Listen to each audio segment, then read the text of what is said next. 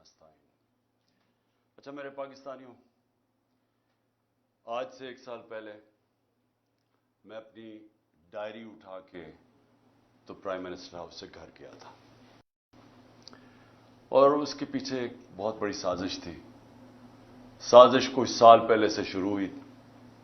मैं एक सरबराह को मिल रहा था मिडल ईस्ट से, तो उसने मुझे कहा कि तुम्हें पता है कि तुम्हें हटाने की कोशिश कर रही है और जो तुम्हारा आर्मी चीफ है वो तुम्हारे से खुश नहीं है। तो मैं बड़ा हैरान हुआ। मैं तो समझा हम एक पेज पे हैं और हमें तो कोई सोच भी नहीं सकता था। तो मैंने उसको कहा तुम क्या बातें कर रहे हो। मुझे कि कॉन्फ्रेंस पे मिला। तो जब हमने रिवर्स इंजीनियरिंग की, जब से हमारी गवर्नमेंट गई और मैंने फिर पीछे सारा जायजा लिया कि क्या क्या इवेंट्स हुए और किस तरह की साजिश हुई और कौन कौन इसमें मुलव्वस था। लेकिन एक किरदार जो सबसे जो इसका मास्टरमाइंड था, तो वो फिर आहिस्ता आहिस्ता सारी समझ आ गई। किधर किधर धोखे हुए हमारे से, किधर किधर हमें लाल बत्ती के पीछे लगाया गया, किधर किधर झूठ बोले गए। और सारी कोशिश ये थी, पहले से प्लान बना हुआ था कि मुझे रिप्लेस करना था शहबाज शरीफ से। शहबाज शरीफ से अंडरस्टैंडिंग हो चुकी थी जनरल बाजवा की और उनके केसेस खत्म करवाए। उसको सजा मिलने वाली थी। FIA केस में 16 अरब का केस और फिर नैब का 8 अरब का वो जो फेक अकाउंट्स का केस था, तो सजा होने वाली थी। तो कैसे फिर उसको पूरा बचाया भी गया और फिर उसको लाया भी गया। और फिर जो हम समझते थे कि अमेरिका से साजिश शुरू हुई है, शुरू वहां से नहीं हुई, शुरू इधर से हुई थी। इन्होंने हुसैन हक्कानी को हमारे गवर्नमेंट ने हायर करवाया गया, मेरे खिलाफ प्रोपेगेंडा किया गया और उसने कहा कि कैसे जनरल बाजवा कितने अच्छे हैं और प्रो अमेरिका है और इमरान खान एंटी अमेरिका है। और फिर उधर से वो साइफर आया। तो ये खैर हमें बाद में सारी चीजें सामने आ गई। अब तो वाज़ेह है कि ये पहले से साजिश थी और इसके अंदर फिर बाकी सारे मिलते गए। ये सारे PDM के लोग, ये सब शामिल थे बाद में। आज का हमारा एक हमने व्हाइट पेपर निकाला है। इसका मकसद सिर्फ ये है बताने के लिए कि 1 साल में हुआ क्या पाकिस्तान से। पाकिस्तान 1 साल पहले खड़ा किधर था और आज किधर पहुंच गया। तो मैं ये चाहता था कि आज अपनी कौम के सामने मोटी मोटी चीजें रखूं कि एक बंद कमरे में थोड़े से लोगों ने मिलकर फैसला करके आज जिधर पाकिस्तान को पहुंचा दिया है, तो कौम को कम से कम पता चले कि कौम से हुआ क्या है। सबसे पहले जैसे ही और पाकिस्तान खड़ा किधर, साल पहले किधर खड़ा था। एक तो इकोनॉमिक सर्वे में आप सारी चीजें देख सकते हैं, जो पाकिस्तान की जो हर साल माइशत के ऊपर जो एक सर्वे छपती है, उसमें ये सब चीजें आ जाएंगी। लेकिन जो मोटी मोटी चीजें ये हैं कि एक इकॉनमी जो बैंकरप्ट थी 2018 में, सबसे बड़ा बैरूनी खसारा था, करंट अकाउंट डेफिसिट तकरीबन $20 अरब का। ये पाकिस्तान की तारीख का हमें सबसे बड़ा खसारा मिला और रिजर्व्स थे कोई $8 अरब के रह गए। तो रुपए पे प्रेशर था। उस मुश्किल वक्त पे गवर्नमेंट मिली, पहले साल स्टेबलाइज की, दूसरे 2 साल कोरोना से हमें डील करना पड़ा। अब कोरोना, ये याद रखें कि दुनिया में जो इसने तबाही मचाई है, दुनिया की इकोनॉमीज में तबाही मचाई है, ये कभी सबके सामने है। ये आप बड़े आराम से देख सकते हैं कि मनफी में चली गई ग्रोथ रेट। हिंदुस्तान 7% पे आगे बढ़ रहा था, वो मनफी में चला गया। तो पाकिस्तान ने जिस तरह कोरोना का मुकाबला किया, दुनिया ने एक्नॉलेज किया। दुनिया के world economic forum, economist magazine, हर फोरम के अंदर वर्ल्ड हेल्थ ऑर्गेनाइजेशन ने एक्नॉलेज किया कि पाकिस्तान उन चंद मुल्कों में था, टॉप 3 मुल्कों में, जिन्होंने सबसे बेहतर तरीके से इतना बड़ा एक क्राइसिस था उसको संभाला। मैं ये सिर्फ सोच रहा हूं कि जो इनकी 1 साल की कारकर्दगी है, अगर ये खुदा ना खास्ता होते तब तो इन्होंने क्या करना था? इन्होंने जो मुल्क से अभी किया है, सोचें, अभी तो क्राइसिस तो उनको को मिला ही नहीं है। क्राइसिस तो सारे हमें मिले थे, क्योंकि कोरोना का क्राइसिस हमने डील किया। इन्होंने जो बैंकरप्ट करके गए वो हमने इकोनॉमी खड़ी की। तो अगर ये वहां होते तो इन्होंने सबसे पहले तो लॉकडाउन लगा देना था। इनकी स्टेटमेंट्स आके बंद कर दो पाकिस्तान को। तो अगर वो बंद कर देते, आगे मुश्किल हालात थे, तो यहां तो लोगों ने भूखे मर जाना था। तो हमने जो स्मार्ट लॉकडाउन, उनकी तनकीद भी सुनी, तो शुक्र करें कि ये अल्लाह ने इनको तब वहां नहीं रखा हुआ था। उसके बाद आखिरी 2 साल 5.7% पे हमारी इकॉनमी ऊपर गई और 6% पे ऊपर गई। और ये याद रखें कि 17 साल में बेहतरीन पाकिस्तान की इकोनॉमिक परफॉर्मेंस थी। हमें प्रॉब्लम्स आ रहे थे। प्रॉब्लम्स क्या था कि दुनिया में कोरोना की सप्लाई साइड की रुकावट की वजह से जो ऊपर गई, वो जिसको कहते हैं कमोडिटी सुपर साइकिल, एनर्जी की कीमतें ऊपर चली गई, गैस की सबसे ज्यादा, तेल की, कोयले की, सब ऊपर चली गई। और उसकी वजह से सारी दुनिया के अंदर महंगाई आई। तो हम भी महंगाई से डील कर रहे थे। हमें मुसलसल इन्होंने कहा कि महंगाई में मुल्क तबाह हो गया। लेकिन याद रखें कि सबसे बड़ा जो चीज महंगाई करती है वो तेल है। तो हमारे जमाने में आखिरी साल में $110 से $115 पे तेल चला गया था।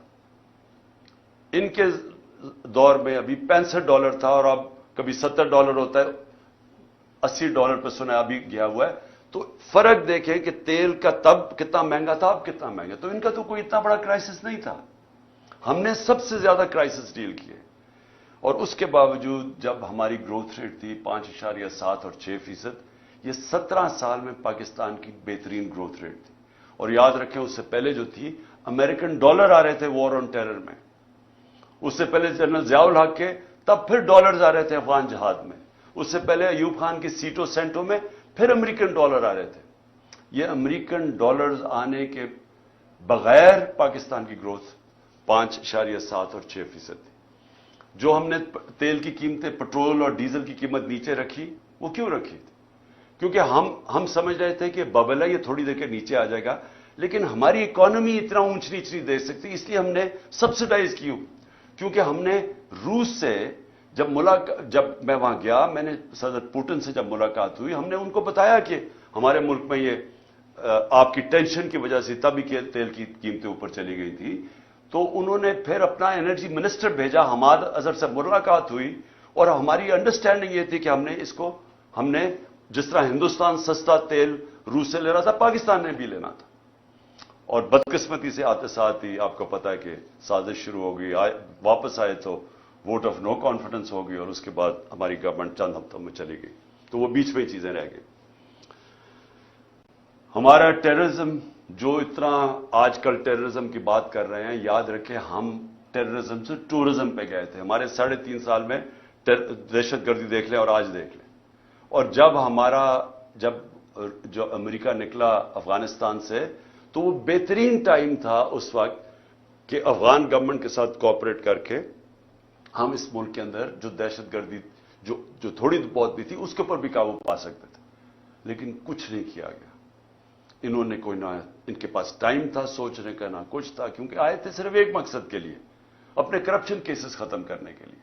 ना इन्होंने इकोनॉमी का रोड मैप दिया, ना इनको कोई फिक्र थी कि ये जो वापस आ रहे हैं, जब तालिबान गवर्नमेंट आई तो उन्होंने कहा वापस जाएं टीटीपी को। तो जब वो वापस आ रहे थे, ना सोचा कि उनको रिहेबिलिटेट कैसे करना है।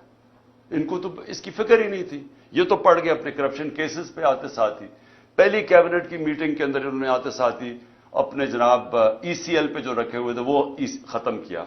60% कैबिनेट जो नई आई वो जमानत पे थी, करप्शन के केसेस थे। तो इन्होंने तो सिर्फ आते साथ ही अपनी करप्शन केसेस खत्म किए, और फिर असेंबली में जाके नैब का कानून पास करके 1100 अरब रुपए के करप्शन के केसेस अपने खत्म किए।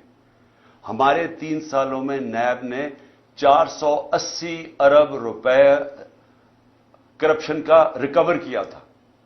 हमारी एवरेज आ रही थी 160 अरब रुपया साल का। सबसे ज्यादा हमारे दौर में ہم نے نیب نے پیسے ریکور کیے تھے جو کرپشن کے تھے. انہوں نے آتے ساتھ ہی پہلے نیب کو ختم کیا, نیب کے اوپر اب آدمی بٹھایا.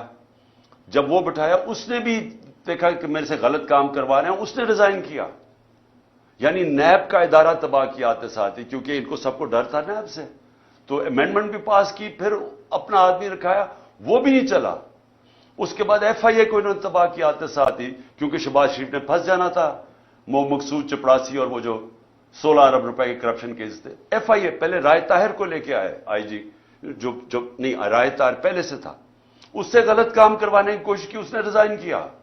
پھر آدمی لے کے آئے, پھر ساری ایف آئی اے کو صرف لگا دیا ہم سب کے اوپر, ہمارے اوپر کیسز کرنے کے لیے.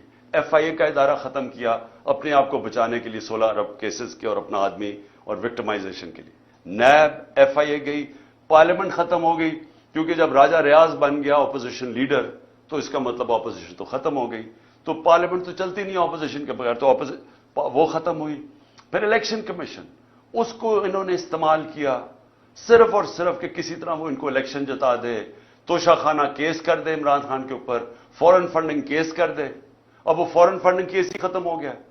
اب پتہ چلا کہ وہ فورن فنڈنگ ہی نہیں تھا, وہ کچھ اور تھا.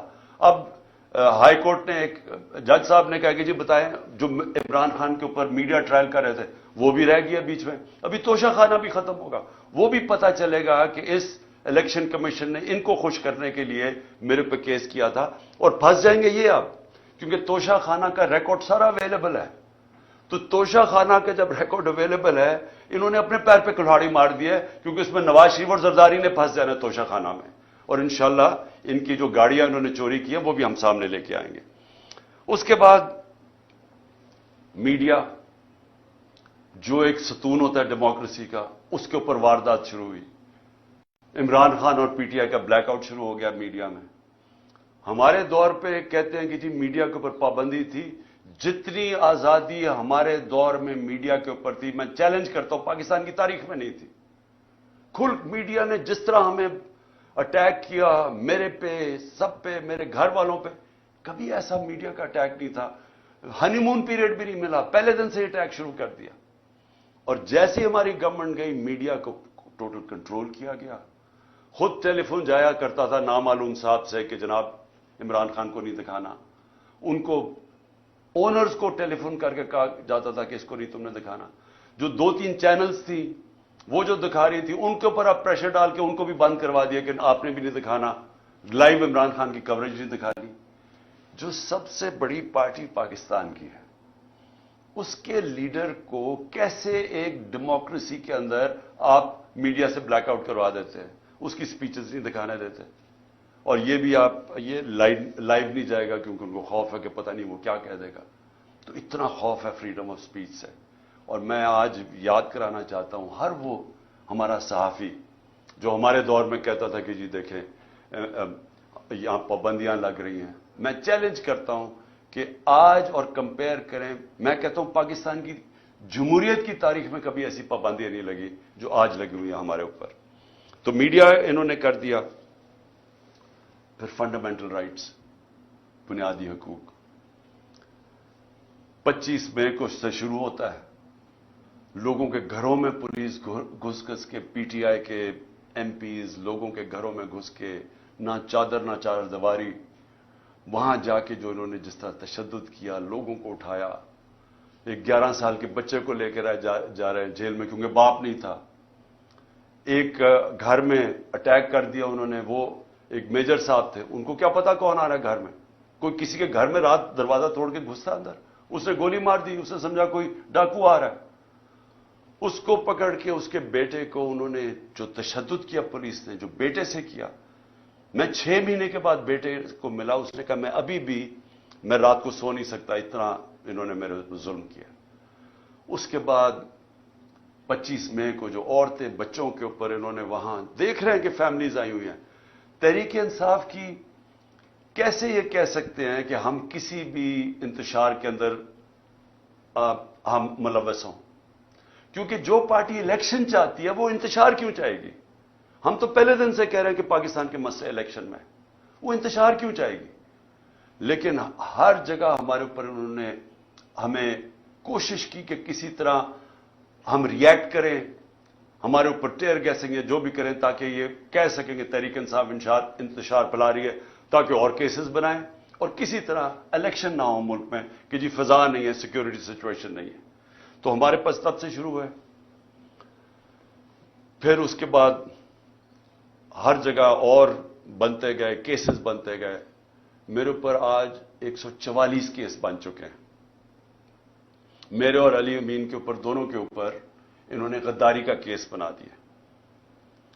मेरे ऊपर गद्दारी का केस यह है कि जनाब मैंने अपनी कई तकरीर में, और कोई एक मैजिस्ट्रेट कह रहा है कि मैं इतवार को ऑफिस था जब कोई होना नहीं चाहिए था, मैंने और मेरे स्टाफ ने देखा कि इमरान खान ने कोई ऐसी तौहीन कर दी है इदारे की, क्योंकि मैंने डर्टी हैरी का है और मैंने साइकोपैथ का है। इसके ऊपर मेरे ऊपर गद्दारी का पर्चा कर दिया। मैं आज जो ये कर रहे हैं, मैं उनसे सवाल पूछता हूं कि आपको पता है कि आप पाकिस्तान को कितना नुकसान पहुंचा रहे हैं इन चीजों से? सारी दुनिया में ये जब जाता है कि आपने डर्टी हैरी और साइकोपैथ उसने तकरीर में कहने की वजह से एक गद्दारी का पर्चा कर दिया जाए एक्स प्राइम मिनिस्टर पे, इसका पता है पाकिस्तान को नुकसान कितना है? क्योंकि दुनिया मजाक उड़ा रही है पाकिस्तान का, हमें बनाना रिपब्लिक समझ रही है। 144 पर्चे, जिसमें 40 दहशतगर्दी के पर्चे मेरे ऊपर हैं। ये सारी दुनिया, अब बाहर की चैनल्स सारी इंटरेस्ट है, ये सारी चीजों की रिपोर्टिंग होती है। तो किसका आज पाकिस्तान का क्या इमेज बाहर जा रहा है कि पाकिस्तान के अंदर बनाना रिपब्लिक है? यहां कोई कानून ही नहीं है, कोई बुनियादी हुकूक की हिफाजत ही नहीं है, जमहूरियत ही नहीं है। और सारे हमारे एक वक्त पे 3100 हमारे कारकुनों को पकड़ के जेलों में डाल दिया। एक तरफ इलेक्शन अनाउंस हुआ, एक तरफ वर्कर्स को पकड़ के जेलों में डाल रहे हैं। उसके बाद सोशल मीडिया के लोगों को उठा रहे हैं, अगवा कर रहे हैं, वो गायब हो जाते हैं। हमारा अजहर माशवानी गायब हो गया 7-8 दिनों के लिए, पता ही नहीं किधर गया। सारी फैमिली, घर वाले मेरे से पूछ रहे हैं। पूरी तरह इस मुल्क को समझना चाहिए कि जब ये मिसिंग पर्सन होता है, ये जो बलूचिस्तान में रोते हैं लोग, ये जो कराची में लोग कहते हैं कि ये उठा के लेगा किसी को, उस घर के ऊपर क्या गुजरती है जब आप किसी को उठा के अगवा कर लेते हैं। और फिर आजम स्वाति से जब उसको टॉर्चर किया जाता है, उसको कस्टोडियल, पहले तो उसको बच्चों के सामने, उसके पोते और पोतियों के सामने मारते हैं आके 3 बजे घर में घुस के, फिर उसको उठा के ले जाके नंगा करके टॉर्चर करते हैं 75 साल के आदमी को। उसके अंदर इतना गुस्सा है आज, क्योंकि जब आप किसी से इस तरह जलील करते हैं, आइन का जो आर्टिकल 14 है, जो राइट टू डिग्निटी देता है, हमें हमारी इज्जत नफ्स की हिफाजत करता है, जब आप उसको नंगा करके एक ट्वीट के ऊपर कि उसने बाजवा को कह दिया कि NRO2 आपने दिया है, उसके ऊपर उसको नंगा करके उसको तशद्दुद करो, सोचो कि उसका क्या इंपैक्ट गया, हमारी पार्टी पे क्या इंपैक्ट गया। और सबको पता कौन इसके पीछे था। पुलिस नहीं थी, नामालूम अफराद ने यह किया, गिल से यही किया। शहबाज गिल को भी उठा के लेके गए, 2 दिन रखा, तशद्दुद किया उसको। एक यूनिवर्सिटी का प्रोफेसर है, उसको पकड़ के इन्होंने तशद्दुद किया। किधर गए फंडामेंटल राइट्स? कोई पूछने वाला नहीं। खौफ है सारी जगह के, ओहो जी नामालूम ने उठा लिया। खौफ है इनका कि कोई सब इनके सामने डरते हैं। सोशल मीडिया के बच्चों को पकड़ा, किसी को कभी कोई उठा ले, उनकी अजीब अजीब खबरें आए, पकड़ के वही नंगा करके उनको जलील करके उनको फिर घर वापस दे कि आपने कुछ नहीं कहना, आपने किसी की तनकीद नहीं कर रही। कोई यहां एक ऐसे अनटचेबल्स है, उनका नाम भी नहीं आपने लेना। यानी ये कोई मुशर्रफ के मार्शल लॉ के अंदर हमने कभी इस तरह की सख्ती नहीं देखी। मैंने कभी इस तरह, मैं ऑपोजिशन में था, कभी मैंने इस तरह का जुल्म नहीं देखा जो हमारे ऊपर हुआ, और होता जा रहा है, रुकता नहीं है। हमारे जो लोगों को उठाते हैं वो सब बताते हैं, उनको पकड़ के ले जाते हैं, रोजों में उनको उठाया, ना उनको रोजा खोलने दिया, गंदा पानी दें, फिर कोई नामालूम अफराद आ जाए, उनसे पकड़ के लोगों को उनको फेंटा लगाया उनको। और पुलिस का मैं ये कह दूंगा, ज्यादातर पुलिस हमारे साथ सिंपैथेटिक थी। लेकिन मैं अब अपने घर का बताना चाहता हूं कि मेरे घर के ऊपर जो यहां अटैक हुआ। देखिए, پہلے آپ سمجھ جائیں کہ وہ ہوا تھا، ایشو تھا کیا، وہ وارنٹ کس چیز کی تھی؟ وارنٹ یہ تھی کہ ایک میجسٹریٹ کے کورٹ نے کہا کہ عمران خان کو وہاں ایک کیس کے اندر اپنی حاضری دینی ہے بیل کے لیے۔ میں کیوں نہیں جا سکا؟ پہلے مجھے گولی لگی ہوئی تھی، 3.5 مہینے میں میری ٹانگ ٹھیک نہیں تھی، ٹریول نہیں کر سکا۔ اس کے بعد میں نے ساری عدالتوں میں، ہائی کورٹ اسلام آباد جانا شروع کیا۔ اس عدالت میں اس لیے نہیں جا سکا کیونکہ وہ کچہری میں، ایف8 کچہری میں جدھر وہ عدالت ہے، ادھر 2 دفعہ دہشت گردی کے حملے ہوئے ہیں، ججز اور وکیل وہاں مر چکے ہیں اس میں۔ اس لیے ہماری سیکیورٹی، کیونکہ گورنمنٹ کا کام ہے مجھے سیکیورٹی دینا، یہ دے نہیں رہے۔ انہوں نے جو پرائم منسٹر کی بھی سیکیورٹی تھی، ایکس پرائم منسٹر، وہ بھی ہٹا لی ہے، اور اس جگہ کے اوپر سیکیورٹی تھی نہیں۔ تو ان سے وکیلوں نے درخواست کیا میجسٹریٹ کو کہ وہ آپ دوسرے عدالت میں چلے جائیں تو ہم آ جائیں گے۔ اس کے اوپر اس نے میری وارنٹ نکال دی۔ وارنٹ گئی، وارنٹ نکلی تھی بنی گالا کے لیے، لے کے آنا تھی، اور انسپیکٹر نے وارنٹ لے کے آنا تھا۔ وہ ڈی آئی جی وہ بنی گالا کی وارنٹ لے کے یہاں جاتا ہے، اس کا پروسیجر ہی بالکل غلط ہے۔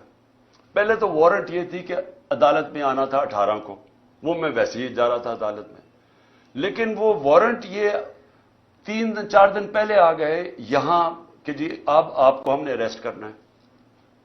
بالکل غلط تھا، غیر قانونی تھا۔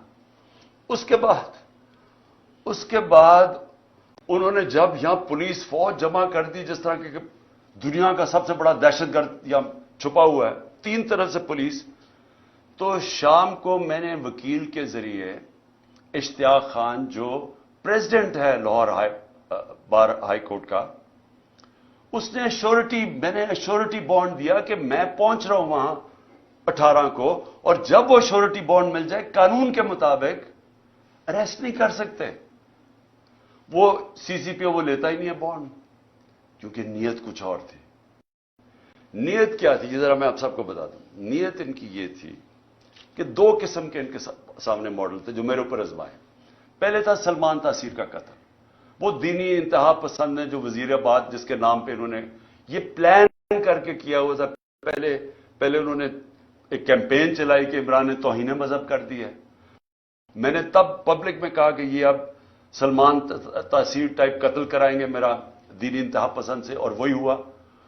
وہ اس نے میرے پہ واردات کی وزیر آباد میں۔ اس کے بعد کور اپ کیا گیا۔ پہلے تو میری ایف آئی آر نہیں رجسٹر کی، مجھے پتا تھا وہ کون 3 لوگ ہیں جو پیچھے تھے، کیونکہ میں تو پہلے سے کہہ رہا تھا کہ یہ میرے اوپر واردات ہونی ہے۔ اس کے بعد جب واردات ہوگی، انہوں نے سیبوٹاج کیا جے آئی ٹی کی، کیونکہ اگر وہ فائنڈنگ سامنے آ جاتی تو پتا چل گیا تھا 3 شوٹر ہیں، ایک تھا ہی نہیں، تو وہ دینی انتہا پسند کا جو انہوں نے بوگی بنائی تھی وہ تو ختم ہو گئی تھی۔ تو انہوں نے وہ سیبوٹاج کی۔ کون تھے پیچھے؟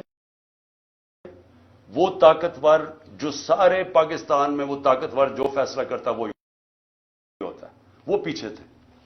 اس کے بعد اگلا پلان بنتا ہے یہ جو میرے گھر پہ یہ اٹیک، یہ دوسرا ماڈل تھا مرتضی بھٹو ٹائپ قتل، کہ انہوں نے اٹیک کرنا تھا، یہاں ہو رہا ہے، اور اسی کے اندر جناب عمران خان کو قتل ہو گیا۔ تو وہ مرتضی بھٹو کا ماڈل تھا۔ یہاں پہلے کیا، ساری رات اٹیک کرتے رہے، اتنی پولیس رینجرز، جس طرح کا انہوں نے کیا سب غیر قانونی تھا۔ مقصد کچھ اور تھا، مقصد یا قتل کرنے کا تھا، یا پھر اٹھا کے جیل کے اندر کوئی زہر دے دینی تھی، جو کہ ان کا وہ جس طرح 4 وہ مرے ہیں ہارٹ اٹیک سے شہباز شریف کے گواہی، وہ دوسرا وہ ماڈل تھا۔ اس کے بعد میں جاتا ہوں اسلام آباد، ادھر دوسرا پلان، پھر مرتضی بھٹو پلان بنا ہوا تھا۔ اندر پہلے انہوں نے مجھے اکیلا کرنا تھا، اندر جانا تھا، وہاں رینجرز پولیس بھرے ہوئے تھے، نامعلوم افراد۔ تو وہ تو شکر ہے ہمارے اندر جو وکیل تھے ان کو بھی مارا، شبلی فراز کو مارا وہاں، اور اس نے جلدی سے انہوں نے آ کے بتایا کہ یہاں نہ ہو، یہاں تو ٹریپ ہے، ڈیتھ ٹریپ ہے۔ وہ اللہ نے وہاں سے بچایا۔ تو یہ سارا پلان بنا ہوا تھا عمران خان کو راستے سے ہٹانا۔ وہ کیونکہ 37 میں سے 30 بائی الیکشن ہم جیت چکے تھے، پاکستانی قوم ہمارے ساتھ کھڑی ہو گئی تھی، ڈر ان کو الیکشن سے لگ چکا تھا، الیکشن سے یہ بھاگ رہے تھے، اور اس الیکشن سے بھاگنے کے لیے ان کو ڈر یہ تھا کہ اگر اس کو جیل میں بھی ڈالتے ہیں تو اس کی پاپولیرٹی اوپر چلی جائے گی، لہٰذا اس کو قتل کرو، راستے سے ہٹاؤ۔ تو یہ جو 144 کیسز ہیں، یہ سارا اسی کی کڑی ہے۔ پھر اسی دور میں میڈیا کا کیا، یعنی جو بنیادی حقوق تو تباہ کر دیے انہوں نے۔ جو ابھی علی امین کو پکڑا، اب علی امین کو کس طرح پکڑا؟ اس کو پولیس، اس کا جو ڈی پی او پکڑنے آیا، اس نے سٹیٹمنٹ دی کہ جو بھی ہو جائے میں نے اس کو پکڑ کے لے کے جانا ہے، عدالت بھی نہ اسے جانے دے۔ یعنی ایسا کہ ٹارگٹ کر کے جو مین لوگ ہیں عمران خان کے ساتھ، ان کو پکڑ کے جیلوں میں ڈالنا ہے۔ اگر عمران خان نہیں تو مین لوگوں کو جیلوں میں ڈالو۔ اچھا، اس کے بعد معاشیت۔ اب ذرا معیشت کیا تھی؟ میں نے شروع میں آپ کو بتایا کہ اکانومی گرو کر رہی تھی، انڈسٹری 17 سال میں لارج سکیل مینوفیکچرنگ انڈسٹری 10% کی ریٹ پہ گرو کر رہی تھی، 10% پہ، جو کہ بڑی انڈسٹری ہوتی ہے جس سے سب سے زیادہ روزگار ملتا ہے۔ 3 سال میں 55 لاکھ لوگوں کو مزید روزگار ملا، یہ بھی ورلڈ بینک کی ہے۔ اور ہمارا جو زراعت ہے وہ 4.5% پہ گرو کر رہی تھی، 2 سال مسلسل بمپر کراپس ہوئی۔ کیوں؟ کیونکہ ہم نے پیسہ، گنا کا جو فصل تھی اس کا پورا پیسہ دینے دیا۔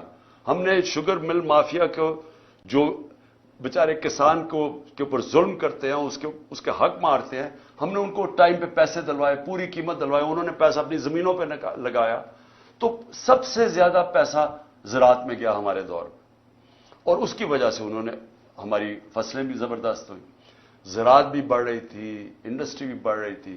آئی ٹی کی ایکسپورٹس جو مستقبل ہے 75% 2 سالوں میں بڑھی۔ تو ملک تو صحیح راستے پہ جا رہا تھا، ریکارڈ ہماری ٹیکس کلیکشن ہو رہی تھی۔ تو اب کیا حالات ہیں معیشت کے؟ 6% سے ورلڈ بینک کے مطابق 0.4% پہ گروتھ ریٹ نیچے چلی گئی۔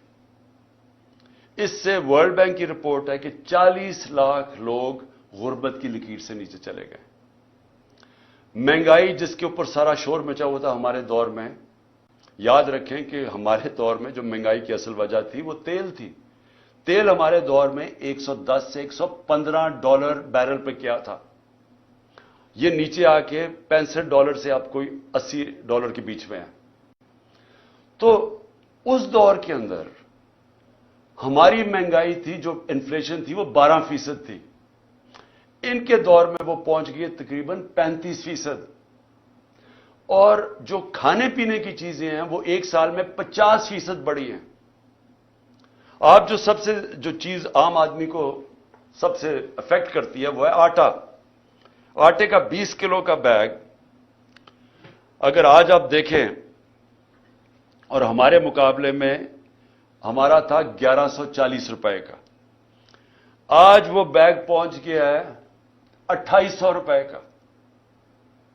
تو جو عام آدمی ہے، جو اب آٹے کی لائنیں دیکھ رہی ہیں اور لوگ دیکھ رہے ہیں بیچارے آٹا لیتے ہوئے، جو 20 سے زیادہ لوگ مر چکے ہیں، جو بنیادی چیز ہے، پہلے بے روزگاری بھی بڑھ گئی، ویسے کھانے پینے کی چیزیں 50% بڑھ گئی، اور اس کے اوپر آٹا جو بنیادی چیز ہے اس کی قیمت دگنی سے زیادہ ہو گئی۔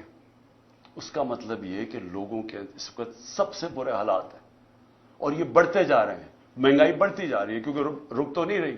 روپیہ 100 روپے سے زیادہ ڈالر مہنگا ہو چکا ہے، روپیہ 100 روپیہ گر چکا ہے۔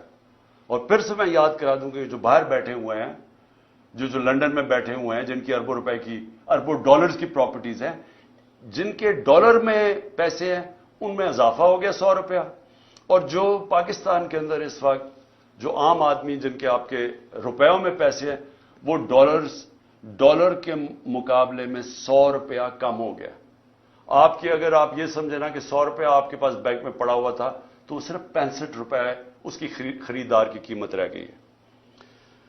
ایکسپورٹس 10% گر گئی ہیں۔ ہماری ایکسپورٹس آخری 2-3 سالوں میں بڑھتی جا رہی تھی، اب بجائے بڑھنے کے ایکسپورٹس 10% کم ہو گئی ہیں۔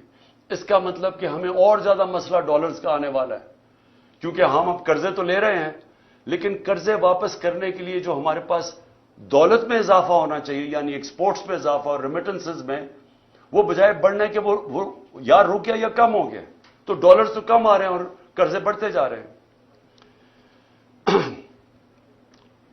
اور انڈسٹری جو سب سے خطرناک ہے پاکستان میں، کہ آپ کی دولت میں اضافہ انڈسٹریلائزیشن سے ہوتا ہے. جو ہماری انڈسٹری بڑھتی جا رہی تھی، جو لارج سکیل مینوفیکچرنگ 10% بڑھ رہی تھی، وہ آج 50% انڈسٹری بند ہو چکی ہے. اور جو آج انڈسٹری کا حال ہے، اس کا اب ڈائریکٹ امپیکٹ پڑ رہا ہے. جس طرح میں نے کہا ہمارے دور میں، یہ صرف سال پہلے فیصل آباد میں پوچھیں، ان کو ٹیکسٹائل انڈسٹری کا اسکلڈ ورکر نہیں مل رہا تھا، مزدور نہیں مل رہا تھا. اور آج آپ دیکھ لیں کہ ٹیکسٹائل انڈسٹری کے حالات کیا ہیں. اچھا جی، پھر اب آخر میں پہنچ رہا ہوں کہ 1 سال کے اندر معیشت بھی بیٹھ گئی، میڈیا بھی بند کر دیا، ہمارے جو بنیادی حقوق ہیں ان کی بھی تباہی کر دی، ہماری جو ٹیررزم ہے پاکستان میں، جو ٹورزم کی طرف چلے گئے تھے، باہر کی برٹش ایئرویز، باہر کی airline, Virgin Atlantic airlines آنی شروع ہو گئی تھی پاکستان میں، کرکٹ ٹیمز آنی شروع ہو گئی تھی، وہ آج پھر دہشت گردی بڑھتی جا رہی ہے. کیونکہ امن تھا تو یہ سب آ رہے تھے، تو ان کے دور میں دہشت گردی بڑھتی جا رہی ہے.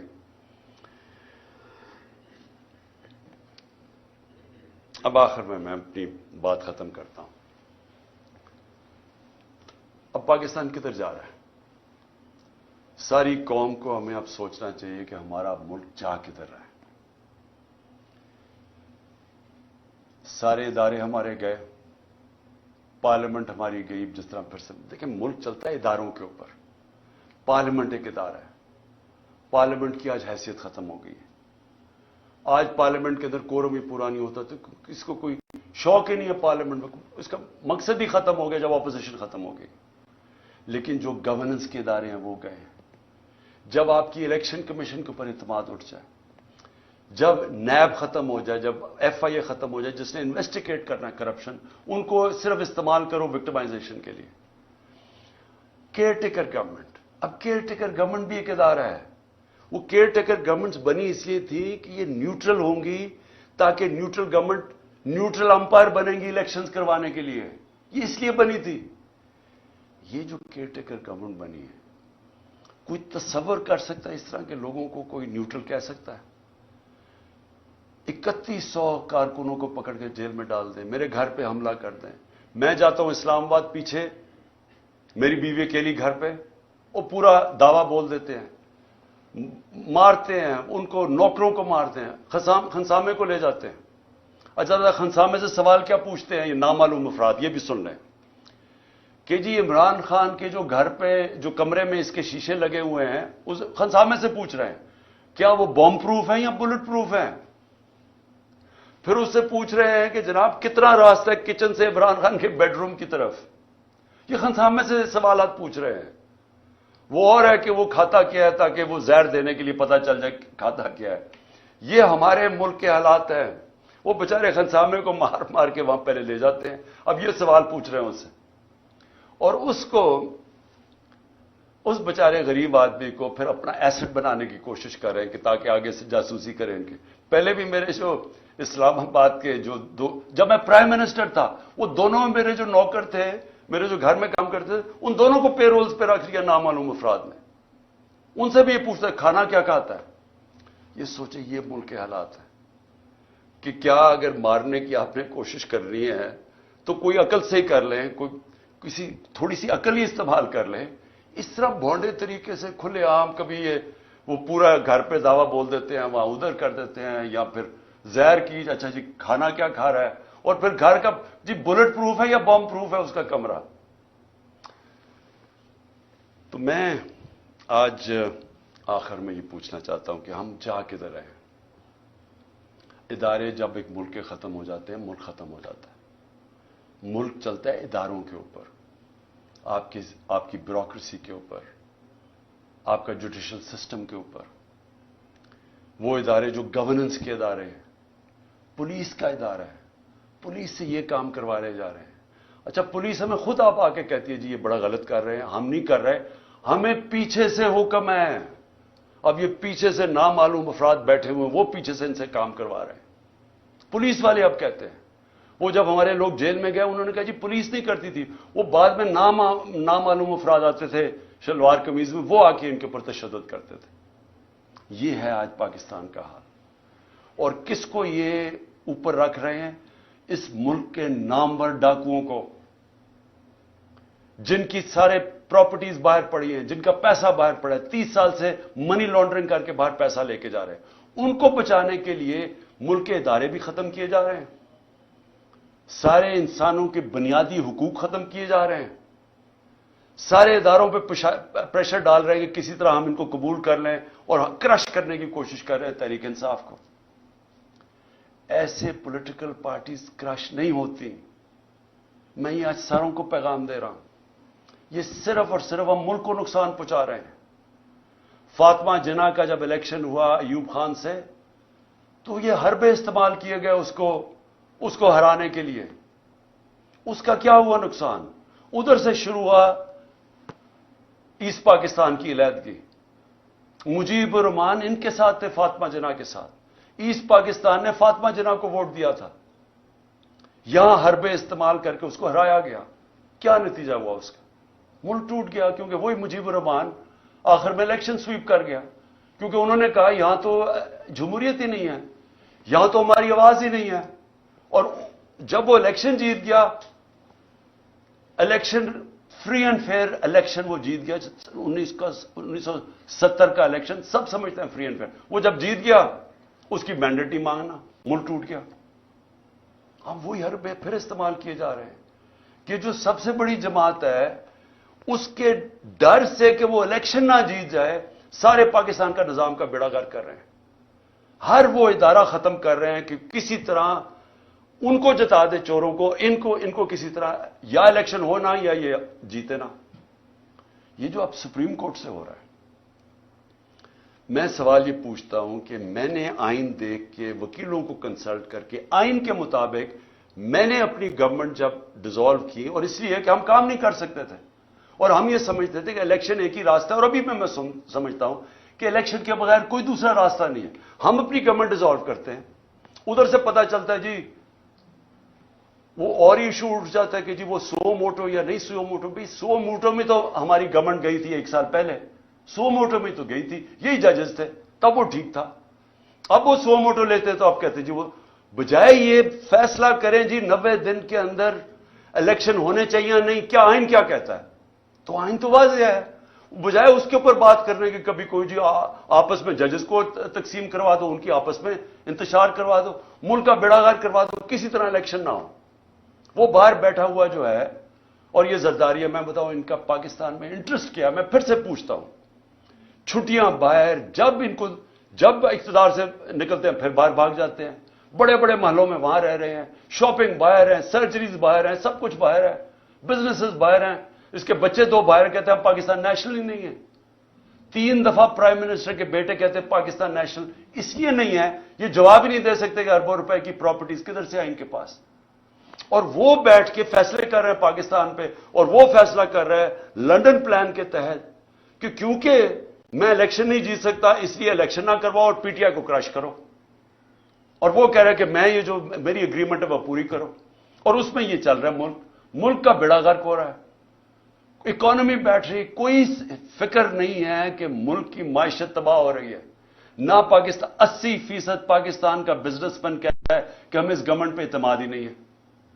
لیکن پھر ان کو بٹھایا ہوا نہیں جی وہ تو ابھی اکتوبر میں نہیں، الیکشن اور آگے جا رہے ہیں، جب تک یہ جیتیں گے نہیں، جب تک غلط فہمی یہ ہے کہ کہیں یہ لوگ تھوڑی دیر کے بعد شاید ان کو اچھا سمجھنا شروع ہو جائے. وہ کیسے اچھا سمجھیں گے؟ کون سی چیز کریں گے کہ ملک کو اس دلدل سے نکالیں گے؟ ان کے پاس تو راستہ ہی کوئی نہیں. آپ اور ان کے لیے ملک کے آئین کو بھی نقصان پہنچانے کی کوشش ہو رہی ہے، عدلیہ کو بھی تقسیم کرنے کی، ادارے بھی ختم، فنڈامنٹل رائٹس بھی ختم، ہمارے اوپر بھی 144 کیسز. اور پھر سے میں کہتا ہوں کہ ملک کا مذاق اڑا ہے ساری دنیا میں، ساری دنیا میں پاکستان. اب کیا مجھے یہ بتائیں، جب یہ کہے گئے گورنمنٹ کہے گی کہ ہم سپریم کورٹ کا فیصلہ نہیں مانتے، تو کس انویسٹر نے پاکستان میں آنا ہے؟ جب آپ ایک ایک انویسٹر کو جب پاکستان کی جسٹس سسٹم میں اعتماد ہی نہیں ہے، وہ کون اپنا پیسہ لے کے آئے گا پاکستان میں؟ پاکستانی اپنا پیسہ باہر لے کے جا رہے ہیں، وہ جا کے باہر انویسٹ کر رہے ہیں. اور پھر جس ملک کے اندر اگر یہ چیزیں وہ سنیں کہ ایک ایکس پرائم منسٹر کو غداری میں اس لیے اس کے اوپر کیس کر دیا کیونکہ اس نے ڈرٹی ہیری اور وہ سائیکوپیتھ لکھ دیا ہے، دنیا مذاق اڑائے گی. اس کو بنانا ریپبلک کہتے ہیں. بنانا ریپبلکس میں انویسٹمنٹ نہیں آتی. بنانا ریپبلکس میں سے سارے ان کے لوگ پیسے چوری کر کے باہر بھیج دیتے ہیں، منی لانڈرنگ کرتے ہیں. وہاں ساری جگہ شریف اور زرداری بیٹھے ہوئے ہیں. اس لیے میں آج آخر میں یہ بات کہتا ہوں کہ جو ملک ہمارا ایک سال میں جہاں آج پہنچا ہے، کوئی سوال پوچھے گا اس آدمی سے جس نے کہا جی عمران خان بڑا خطرناک ہے اس لیے میں نے فیصلہ کیا، اور اس لیے اس نے فیصلہ نہیں کیا، اس نے فیصلہ اور وجوہات سے کیا تھا. وہ ایکسٹینشن اس کا بہت بڑا وجہ تھی. وہ اپنی ایکسٹینشن چاہتا تھا. شہباز شریف نے اسے شیورٹی دی ہوئی تھی. وہ اور بات ہے کہ نواز شریف بڑھ گیا. پلان سارا ایکسٹینشن کا تھا. یہ سارا ڈرامہ اس کے لیے ہوا ہے، ذات کے لیے ہوا ہے. یہ ملک کو آج پہنچایا صرف اپنے ذاتی مفادات کے لیے، اور پوری سازش اس کے لیے کی گئی تھی. تو آج کوئی پوچھے گا اس کو کہ جدھر آج پاکستان ہے 9 لاکھ لوگ ہمارے پروفیشنلز ملک چھوڑ کے چلے گئے ہیں یہ پچھلے چند مہینے میں. امید چلی گئی ہے پاکستان سے. شوکت خانم سے 4 ہمارے کنسلٹنٹس چھوڑ گئے ہیں. یاد رکھیں کہ جو کینسر کے ڈاکٹرز ہوتے ہیں دنیا میں ان کی ڈیمانڈ ہوتی ہے. بڑی مشکل سے ہم ان کو لے کے آتے ہیں پاکستان، کیونکہ ایک کہیں معمولی سا بھی جو آنکولوجسٹ ہوتا ہے کینسر کا ڈاکٹر، اس کی معمولی سے کہ بھی وہ تنخواہ ہوتی ہے جو ہم پاکستان میں نہیں دے سکتے. تو مشکل سے ان کو لے کے آئے.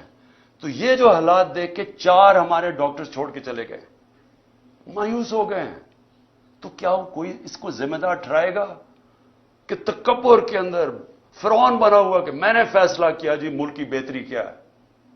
اور اس کے لیے آج جو ہمارے حالات ہیں، کوئی اس کو کوئی ادارہ ذمہ دار ٹھہرائے گا؟ کیا یہ قانون سے اوپر ہے؟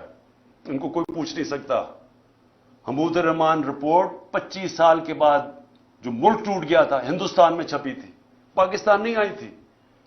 کیونکہ وہ یہ سمجھتے ہی نہیں ہیں کہ جب تک ایک معاشرے میں تنقید نہیں ہوتی معاشرہ آگے نہیں بڑھ سکتا. جو ساری ڈکٹیٹرشپس دنیا میں فیل ہوئی ہیں ان کی سب سے بڑی وجہ ہے کہ ڈکٹیٹرشپس کے اندر تنقید نہیں ہوتی. جب تنقید نہیں ہوتی معاشرہ سکڑ جاتا ہے. یہ جو جمہوریت کی خوبی ہے یہ کہ وہ تنقید ہوتی ہے اور تنقید سے اپنی صلاحیت کرتا ہے معاشرہ. یہاں جب تک ہم یہ سمجھیں گے کہ جی وہ ایک سپر کنگ تھا، وہ جو مرضی فیصلہ کرے، ذمہ دار کسی اور کو ٹھہراؤ، اور وہ آرام سے کسی باہر والے ملک میں اچھی ہوائیں لیتا پھرے، کبھی بھی ملک آگے نہیں بڑھے گا. اور آج خاص طور پہ پاکستان کی اس برے وقت میں جو سب سے خوشائن چیز وہ یہ کہ پہلی دفعہ میں نے 1 سال میں جو چیز چینج دیکھا ہے کہ ہماری عوام جاگ گئی ہے، ایک شعور آ گیا ہے. ہمارا نوجوان سوشل میڈیا کی وجہ سے اور یہ 1 سال کی کیمپین میں وہ نوجوان ایک ایشو سمجھ گیا. بچے سمجھ گئے ایشوز، اسکول کے بچے، وہ شعور ہے جو کبھی پہلے بڑوں میں نہیں تھا.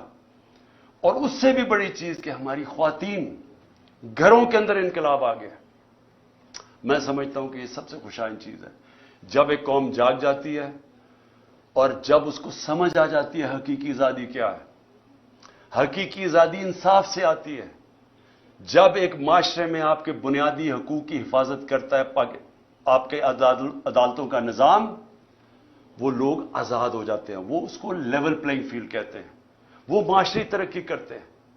تو اس وقت لوگ سب سمجھ بیٹھے ہیں کہ ہمیں آزادی چاہیے، ہم بنیادی حقوق چاہیے، ہمیں انصاف چاہیے.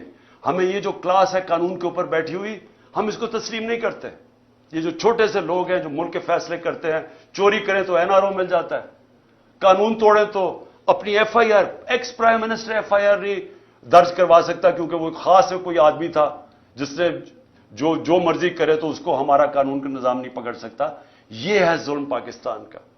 اور یہ جب تک چینج نہیں ہوگا ملک کا کوئی مستقبل نہیں ہے. जब तक हम इस मुल्क में रूल ऑफ लॉ नहीं लेके आते, 1 साल का हमारा तजर्बा यह हमें बताता है कि रूल ऑफ लॉ जिस माशरे में नहीं है उसमें तबाही है। और 1 साल में जो कत्ल हुआ है वो रूल ऑफ लॉ कत्ल हुआ है। इन चोरों को ऊपर बिठाने के लिए इस मुल्क के ऊपर जो जुल्म हुआ है वो ये हुआ है कि इनके लिए एक और कानून बन गया है, इनकी सारी चोरियां माफ हो गई हैं। वो एक खातून फिरी जाती है, वो खुलेआम अदलिया को बुरा भला कह रही है, जजेस को बुरा भला कह रही है, वो कोई नहीं पकड़ सकता उसको, क्योंकि वो उसको उस कैटेगरी में रख दिया है, वो कानून से ऊपर है। वो चोरी भी करे, आज तक नहीं बता सके कि लंदन में अरबों रुपए की प्रॉपर्टीज किधर से आई हैं, वो नहीं बता रहे। वो सिर्फ ये कह रहे हैं किसी की जुर्रत कैसे पड़ी कि हमें सवाल भी पूछ लिया। वो ये ऊपर ये खास लोग हैं, बाकी लोगों के पास हुकूक ही नहीं है।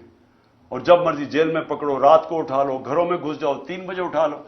एक एक्स प्राइम मिनिस्टर घर 26 घंटे हमला किया गैर कानूनी तौर पे, सिर्फ उसको या उसे कत्ल करना था और या पकड़ के जेल में डालना था, और कोई कानूनी हैसियत नहीं थी उसकी। आप तमाशा देख रहे हैं, सारी दुनिया तमाशा देख रही है। तो हमारी जो जंग है हकीकी आजादी की है, और मैं समझता हूं कि क्योंकि कौम जाग चुकी है, ये जो भी करेंगे अदलिया के ऊपर हमले करेंगे, कौम अदलिया के साथ खड़ी है। पाकिस्तान की वकला कम्युनिटी को खड़ा होना पड़ेगा अदलिया के साथ, क्योंकि अगर आइन गया तो कौम खत्म। और दूसरी चीज कि ये जो कर रहे हैं हमारे जो लोगों को पकड़ है, अली मीन को जो पकड़ा है, जो केसेस कर रहे हैं, लोगों को जेलों में डाल रहे हैं, मैं आखिर में ये कहना चाहता हूं कि मेरी कौम तैयार हो जाए कि अगर इनका ख्याल है कि हम चुप करके या तो उन्होंने इलेक्शन नहीं करवाने, तब भी हमें सड़कों पर निकलना पड़ेगा, और अगर इन्होंने, और पुरअमन तरीके से, और अगर इन्होंने इलेक्शन करवाए और ये सबको अंदर बंद कर दिया, सारों को जेलों में डाल दिया, कारकुनों को जेलों में डाल दिया, कैंडिडेट्स को हरासा किया, ताकि हमारे हाथ बांध के अगर हम इलेक्शन लड़ें, और इनका ख्याल है कि हम चुप करके बैठे रहेंगे, फिर हमें सड़कों पर निकलना पड़ेगा। और मैं अपनी कौम को यह कहना चाहता हूं, हम हर चीज के लिए तैयार होना चाहिए। और हम अगले दिनों में हम देखेंगे किस तरह जा रहा है।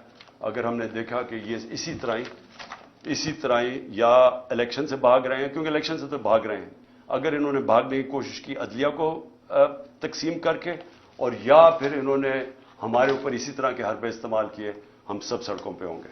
पाकिस्तान जिंदाबाद।